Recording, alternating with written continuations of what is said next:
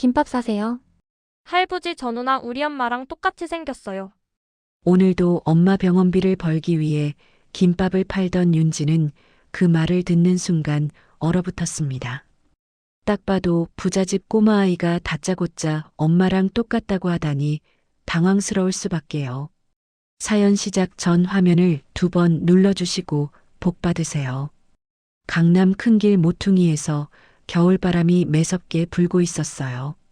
사람들은 코트를 여미고 고개를 숙인 채 바쁘게 지나갔습니다.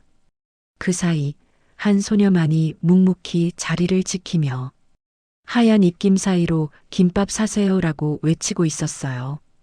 검은 패딩을 걸쳤지만 교복 치맛자락이 조금 보였어요.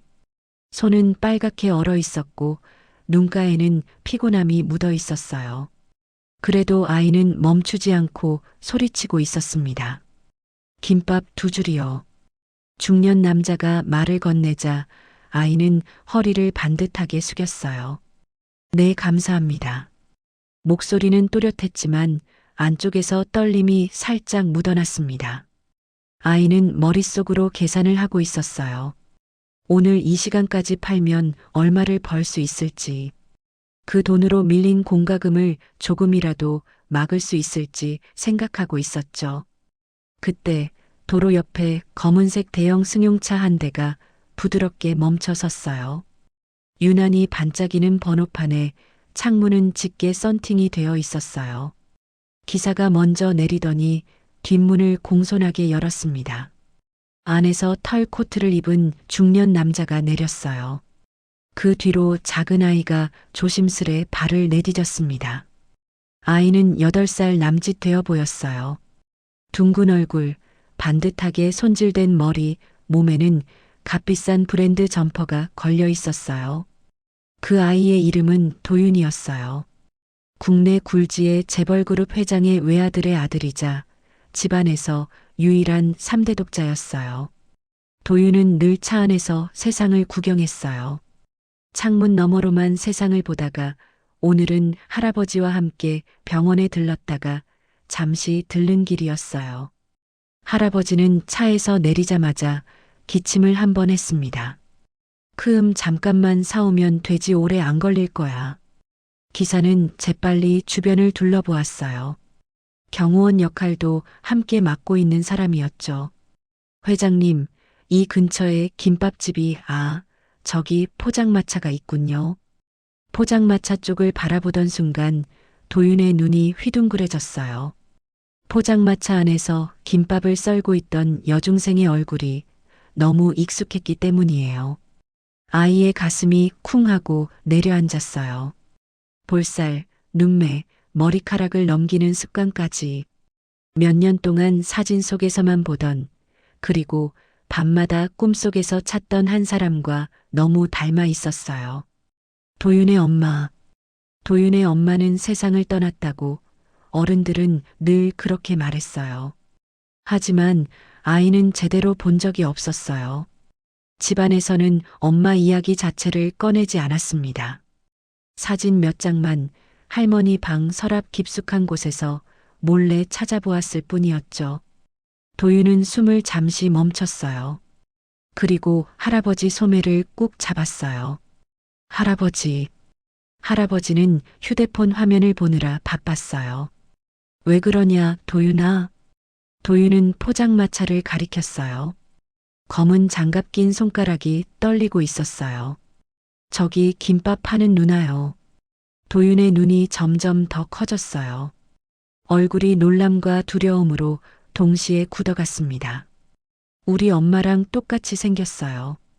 아이의 말은 공기 중에 둔탁하게 떨어졌어요. 김밥을 썰던 여중생도 그 말을 들은 듯 잠깐 손을 멈추었습니다. 칼끝이 김밥 위에서 덜컥 소리를 냈어요. 기사는 순간적으로 당황해 도윤을 말리려 했어요. 도련님, 그런 말씀은 함부로. 순간 회장의 표정이 굳었어요. 눈가가 미세하게 떨리고 손끝이 천천히 멈춰섰어요. 윤지는 사람들 틈에서 김밥을 건네며 바쁘게 움직였어요. 그녀는 시선을 느꼈지만 고개를 들지 않았어요. 오늘을 넘기기 위해 해야 할 일만 생각하고 있었어요. 하지만 회장과 도윤의 시선은 끝까지 윤지에게 고정되어 있었어요. 도윤은 잃어버린 사람을 본 듯한 얼굴이었고, 회장은 잊었다고 생각한 얼굴을 다시 마주한 듯 흔들리고 있었어요. 윤지는 계속 걷고 있었지만, 이 순간 세 사람 사이에서 아주 조용한 인연의 문이 열리고 있었어요. 윤지는 하루 종일 걷고 또 걸었어요. 비는 멈출 기미가 없었고 사람들은 우산을 높이 들고 빠르게 지나갔어요. 윤지는 젖은 손으로 김밥 바구니를 고쳐들었어요. 김밥 사세요. 목소리는 작았지만 끝까지 꿋꿋했어요. 잠시 처마 아래에서 비를 피하며 윤지는 휴대폰을 꺼냈어요. 병원비 미나 받네. 문자를 보는 순간 그녀의 가슴이 조용히 무너졌어요. 하지만 표정은 오래 흔들리지 않았어요. 울면 아무것도 달라지지 않는다는 걸 너무 잘 알고 있었어요. 그때 도윤이 윤지를 계속 바라보고 있었어요. 아이의 눈은 호기심과 어딘가 슬픈 감정이 섞여 있었어요. 도윤은 조심스럽게 회장의 소매를 잡았어요. 할아버지, 저 누나 진짜 엄마랑 닮았어요. 회장은 순간 말을 잃었어요. 입술이 떨리고 눈빛이 흔들렸어요. 그만 말해라, 도윤아. 하지만 그의 시선은 윤지에게서 떨어지지 않았어요. 윤지는 다시 바구니를 들고 움직였어요. 빗물이 옷깃에 스며들 때마다 몸이 더 차가워졌지만 그녀는 걸음을 멈추지 않았어요. 도윤은 참지 못하고 윤지에게 다가갔어요. 누나, 이거 다 누나가 만든 거예요? 윤지는 놀라서 잠시 눈을 크게 떴어요. 응, 혼자 만들었어. 도윤은 그 말을 듣자마자 숨을 들이켰어요. 엄마도 혼자서 뭐든 잘했대요. 순간 윤지는 설명할 수 없는 울림을 느꼈어요. 아이의 얼굴에는 어딘가 외로운 기색이 비쳤어요. 그 모습이 왠지 모르게 낯설지 않았어요. 비는 속도를 더해 내렸고 윤지는 다시 걸음을 옮겼어요. 하지만 도윤과 회장은 이미 그녀의 하루에 발을 들여놓은 상태였어요. 이 작은 연결은 앞으로 세 사람의 인생을 흔드는 시작이 되고 있었어요. 회장은 윤지를 바라보며 움직이지 못했어요. 비는 계속 떨어지고 사람들이 스쳐 지나갔지만 회장의 눈은 오직 한 사람에게 고정되어 있었어요. 윤지의 젖은 머리카락, 차갑게 언 손, 김밥 바구니를 꼭 쥐고 걸어가는 모습. 그 모든 것이 오래전에 떠나보냈던 연하와 겹쳐 보였어요. 회장은 숨을 들이쉬며 손을 꼭 쥐었어요. 설마 아닐 거야. 그의 마음속에서 오래된 기억이 천천히 떠올랐어요. 비 오던 골목에서 마지막으로 연하를 보았던 순간, 그녀의 떨리는 목소리, 그리고 끝내 외면해버린 자신의 선택. 이 모든 것이 지금 윤지의 모습과 함께 되살아났어요. 도윤은 회장의 표정을 눈치채지 못한 채 윤지를 계속 바라보고 있었어요. 할아버지 진짜 닮았죠? 누나가 엄마랑. 도윤은 순수한 얼굴로 말했어요. 회장은 그 말을 들을 때마다 가슴이 조여오는 것을 느꼈어요. 도윤아, 그만. 목소리에는 알 수 없는 떨림이 섞여 있었어요. 윤지는 도윤의 시선을 느끼고 잠시 고개를 들었어요. 둘의 시선이 스치자 윤지는 놀란 듯 바구니를 다시 꽉 잡았어요. 누군가 자신을 계속 지켜보고 있다는 사실이 불편했지만 이를 멈출 수 없었어요. 김밥 사세요. 윤지는 다시 사람들 사이로 천천히 걸음을 옮겼어요. 회장은 한 걸음도 움직일 수 없었어요. 윤지가 걸어가는 뒷모습을 바라보며 불안과 죄책감과 두려움이 뒤섞여 마음을 뒤흔들었어요. 혹시 정말. 회장은 차갑게 젖은 바람 속에서 얼굴을 감싸며 숨을 고르려 했어요. 하지만 윤지의 모습은 뇌리에서 사라지지 않았어요. 도윤은 천진한 목소리로 다시 말했어요. 할아버지, 저 누나랑 얘기하면 안 돼요. 누나 좋은 사람 같아요. 그 말에 회장은 고개를 천천히 돌렸어요. 아이의 눈빛에는 진심이 담겨 있었어요. 그 눈빛은 오히려 회장을 더 흔들었어요. 윤지는 이미 먼 곳으로 걸어가고 있었어요. 비에 젖은 교복 스커트가 다리에 붙어 있었지만 그녀는 뒤돌아보지 않았어요. 오늘 벌어야 할 병원비. 그 생각뿐이었어요. 회장은 그 뒷모습을 바라보며 마음 한구석에서 오래 묻어두었던 두려움이 다시 고개를 들고 있다는 것을 느꼈어요. 그리고 그 두려움은 아주 천천히 그의 삶 전체를 흔들 준비를 하고 있었어요. 회장은 비에 젖은 윤지의 뒷모습을 바라보며 마음속 깊은 곳이 크게 흔들렸어요. 바람이 불 때마다 그의 기억도 함께 뒤집혔어요. 윤지가 김밥 바구니를 들고 걸어가는 모습은 20년 전 비 오는 골목에서 우산을 들던 연하의 모습과 너무나 닮아 있었어요. 그 시절 연하는 항상 밝았어요. 가난했지만 누구보다 성실했고 웃을 때마다 눈가에 작은 주름이 생겼어요. 윤지가 보여준 그 미묘한 미소가 연하의 표정과 정확히 겹쳐지며 회장의 가슴을 조여왔어요. 회장은 천천히 눈을 감았어요. 머릿속에는 마지막 날의 장면이 떠올랐어요. 집안의 반대, 부모의 차가운 말, 그리고 자신이 끝내 외면했던 연하의 울먹이던 얼굴. 그날 연하는 작은 목소리로 이렇게 말했었어요. 강우야, 나 너한테 꼭 말해야 할 게 있어. 하지만 그는 돌아섰어요. 그 말의 끝을 듣지 않았어요. 빗소리에 섞여 사라지는 연하의 목소리를 그는 일부러 무시하고 걸어갔어요. 그리고 그날 이후 연하는 그의 삶에서 완전히 사라졌어요.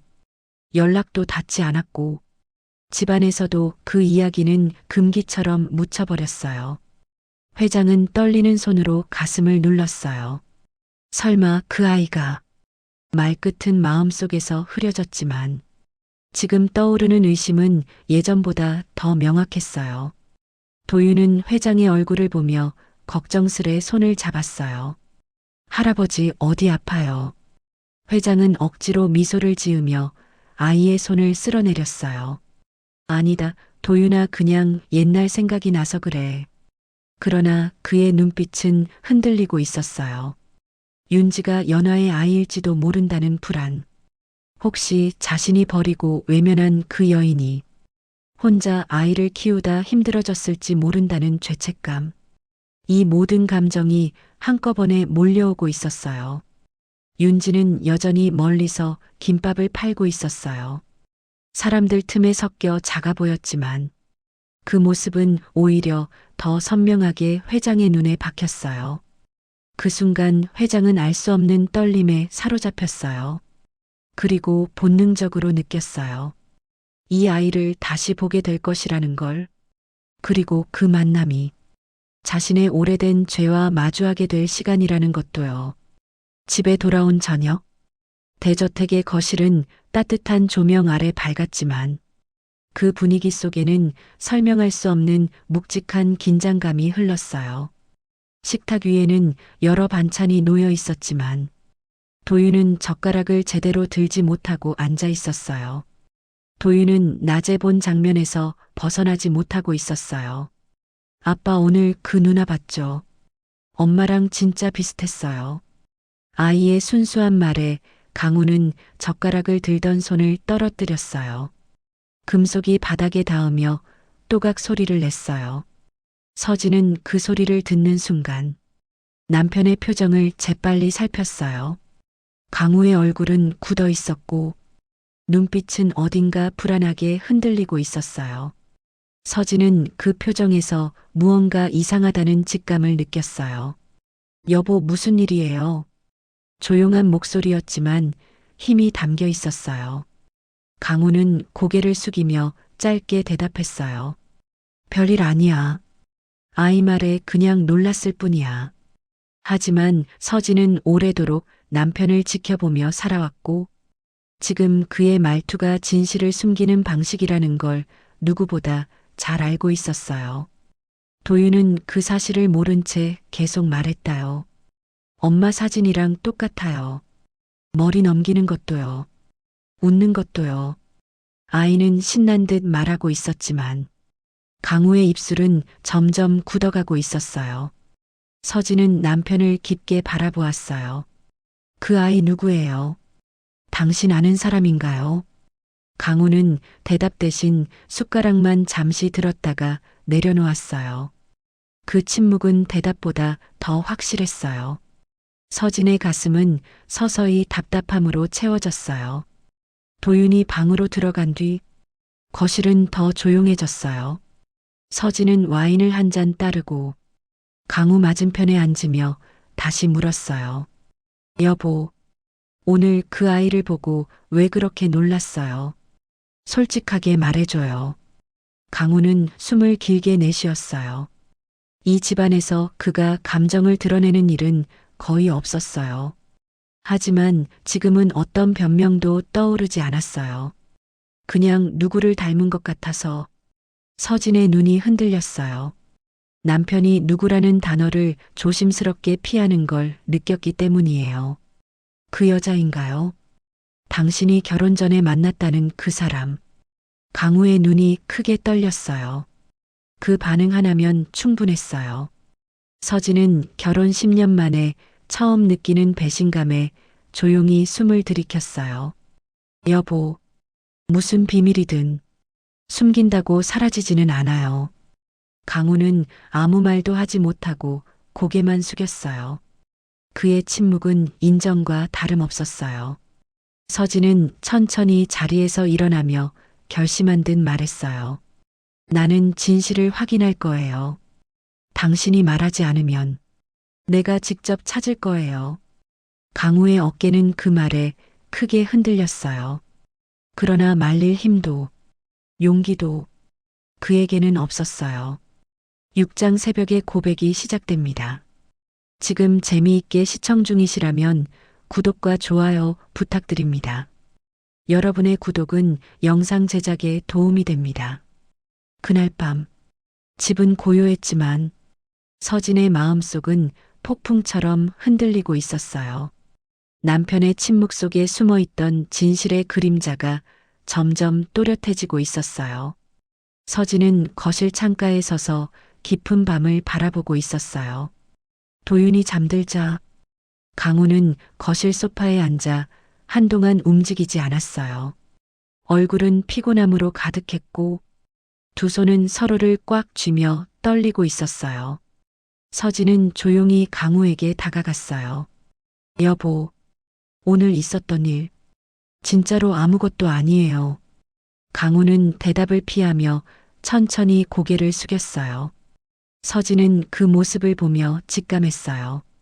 남편의 침묵은 두려움 때문이라는 걸 나한테 숨기는 게 있죠. 그 아이 누군데요? 강우는 한참 동안 침묵했어요. 거실의 작은 벽난로 불빛이 깜빡이며 그의 그림자를 길게 흔들었어요. 마침내 그는 낮게 중얼거렸어요. 너에게 말하지 않은 사람이 있어. 서진의 심장이 철렁 내려앉았어요. 그 여자 연하요. 그 이름이 입 밖으로 나오는 순간 강우는 눈을 감았어요. 도망칠 수 없다는 듯 천천히 숨을 쉬었어요. 20년 전이야. 우리 부모님이 내 반대했듯 내 부모님도 그 여자를 강하게 반대했어. 나는 결국 그 반대를 못 이겼어. 비 오는 날 그녀가 마지막으로 뭔가를 말하려 했는데 나는 듣지 않고 떠났어. 서진은 숨을 참으며 말했어요. 그녀가 마지막에 하려던 말. 혹시 임신 같은 이야기였어요. 강우는 고개를 가볍게 떨며 눈을 감았어요. 그 반응 하나가 모든 대답 대신이었어요. 여보. 서진은 충격과 분노와 슬픔이 뒤섞인 목소리로 강우를 바라봤어요. 그럼 윤지가 말끝은 떨림으로 이어졌어요. 강우는 말을 잇지 못하고 머리를 감싸쥐었어요. 확신은 없어. 하지만 가능성을 부정할 수가 없어. 그 아이의 얼굴을 보는 순간 숨을 쉴 수가 없었어. 서진은 한 걸음 뒤로 물러섰어요. 남편이 20년 전 외면한 진실이 지금 자신과 도윤의 삶 앞에 나타난 현실이라는 걸 깨달았어요. 그래서 더 숨긴 거예요. 그 아이를 보고 난 당신의 얼굴. 난 잊을 수가 없어요. 강우는 고개를 들지 못했어요. 그의 어깨가 서서히 내려앉으며 떨렸어요. 서진은 오래 생각하던 결심을 조용히 입 밖으로 꺼냈어요. 내가 진실을 확인할게요. 당신이 도망칠 거면 나는 그 아이와 그 아이 엄마가 누구인지부터 찾아볼 거예요. 강우는 아무 말도 하지 못한 채 서진이 방으로 돌아가는 뒷모습만 바라보고 있었어요. 그 모습이 오래 묵혀온 과거와 맞서는 새로운 시작처럼 느껴졌어요. 새벽이 밝아오자 집안은 조용했지만 서진의 마음은 이미 하루를 시작하고 있었어요. 밤새 잠을 이루지 못한 눈은 붉게 빛났고 입술은 단단히 다물려 있었어요. 서진은 도윤의 방문을 살며시 열어 아이가 곤히 자고 있는지 확인했어요. 아이가 평온하게 자는 모습을 보자 그녀의 결심은 더욱 굳어졌어요. 이 아이에게 더 이상 숨김이 있어서는 안 돼요. 강우는 거실 소파에 앉아 밤을 새운 듯한 얼굴로 앉아 있었어요. 서진이 내려오자 움찔하며 고개를 들었어요. 두 사람 사이에는 오래 쌓인 침묵이 흐르고 있었어요. 서진은 외투를 걸치며 조용히 말했어요. 오늘 회사 가지 마세요. 말해야 할 게 있어요. 강우는 힘없이 물었어요. 어디 가려는 거야? 서진은 단호한 눈빛으로 대답했어요. 윤지를 찾아갈 거예요. 그 아이가 누군지, 당신과 어떤 관계인지 내가 직접 확인할 거예요. 강우는 금세 얼굴이 하얗게 질렸어요. 서진아, 그건 그럴 필요 없어. 아직 아무것도 모르잖아. 서진은 고개를 저으며 말을 끊었어요. 몰라서 가는 거예요. 진실이 무엇이든 피한다고 사라지지 않아요. 강우는 입을 열려다 다시 다물었어요. 손끝은 떨리고 있었어요. 그 떨림은 두려움과 죄책감이 뒤섞여 있었어요. 그는 말릴 힘도 용기도 없었어요. 서진은 가방을 들고 현관으로 걸어갔어요. 그 발걸음은 조용했지만 단단했어요. 그리고 오랫동안 닫혀있던 문을 향해 손을 뻗었어요. 여보, 당신이 말하지 않는다면 나는 내가 알아야 할 것을 찾아갈 뿐이에요. 강우는 그 말에 숨을 들이켰지만 서진의 뒷모습을 붙잡지는 못했어요. 말 한마디조차 나오지 않았어요. 그저 무너지는 듯한 표정으로 바라볼 뿐이었어요. 그리고 서진은 조용히 차에 올랐어요. 윤지의 엄마. 그녀가 누워있다는 병원으로 향하기 위해 시동을 걸었어요. 그 순간부터 서진은 단순한 며느리도 재벌가의 아내도 아니었어요. 진실을 찾아가는 한 사람으로 서 있었어요.